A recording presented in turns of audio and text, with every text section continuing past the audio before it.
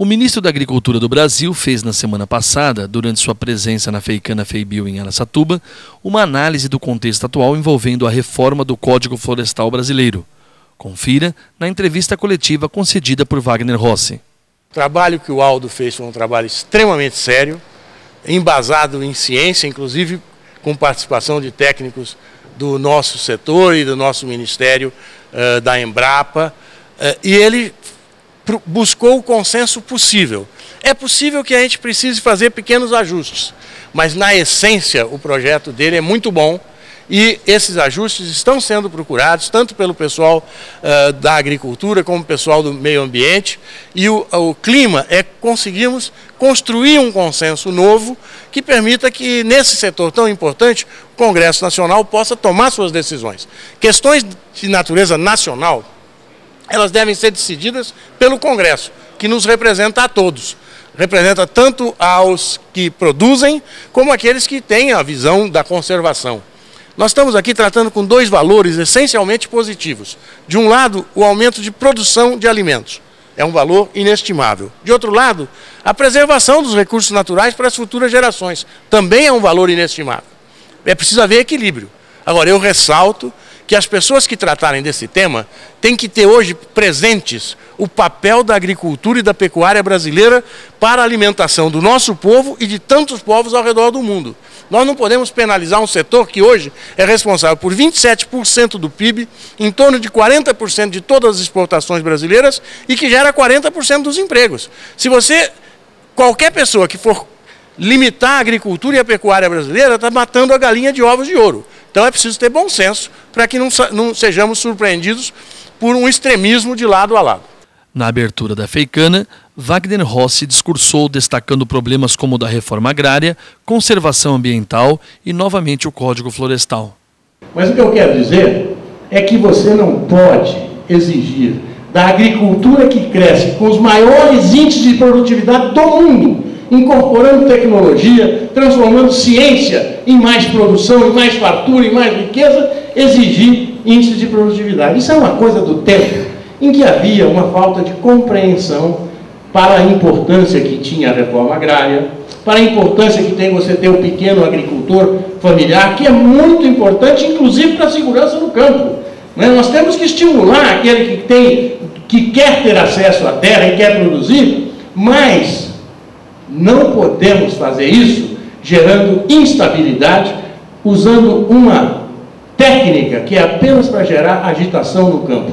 Quando você declara uma propriedade improdutiva, você tem que avaliar isso, se é possível você produzir de maneira diferente. Então, eu já falei isso no governo, a compreensão, o presidente Lula tinha completa compreensão disso, já tinha posto uma pedra sobre esse assunto. Mas por quê? Porque hoje o INCRA tem reserva de terra suficiente para assentar milhares de famílias, muitas vezes, e no Brasil todo. Mas se não tiver, compra no mercado de terras a um preço equivalente àquele da desapropriação. Não há motivo nenhum para ameaçar com a insegurança o produtor brasileiro que tanto contribui para o avanço do nosso país. Em segundo lugar, e exatamente na mesma linha, não é possível deixar pendente sobre a cabeça do produtor brasileiro ameaças que, na verdade, são geradas por pessoas que obedecem a comandos externos, que são financiados por pessoas que não estão no Brasil, que não amam a nossa terra, que querem destruir o nosso setor produtivo porque somos concorrentes deles. As mesmas pessoas que vêm aqui no Brasil querer nos ensinar como tratar o meio ambiente, nos seus países de origem destruíram integralmente o seu meio ambiente. Vai procurar floresta e reserva, vai lá procurar nos Estados Unidos ou na Europa reserva legal. Se achar alguma, você vai conseguir ver o cavalo de 5 patas, porque ele não existe. Agora, quero dizer a vocês uma coisa. É preciso que nós, do setor rural, tenhamos compreensão. Nós temos que entender que preservar a natureza, é claro que é importante. Eu nunca vi um produtor rural querer destruir a natureza na sua propriedade. Na verdade, nós temos sim que fazer a mudança no Código Florestal na linha proposta pelo nosso querido Aldo Rebelo, que trabalhou muito, que incorporou ciência, que viu no Brasil inteiro os reclamos das duas áreas. Por quê? Porque nós temos que proteger, de um lado, o valor inestimável, que é a capacidade brasileira de produzir alimentos para o mundo. É um valor inestimável. De outro lado, há um outro valor também insubstituível, que é a preservação de recursos naturais finitos. E nós todos devemos ajudar que haja uma preservação cada vez maior dos recursos que nos sobraram. Mas ninguém faz melhor isso do que nós, produtores.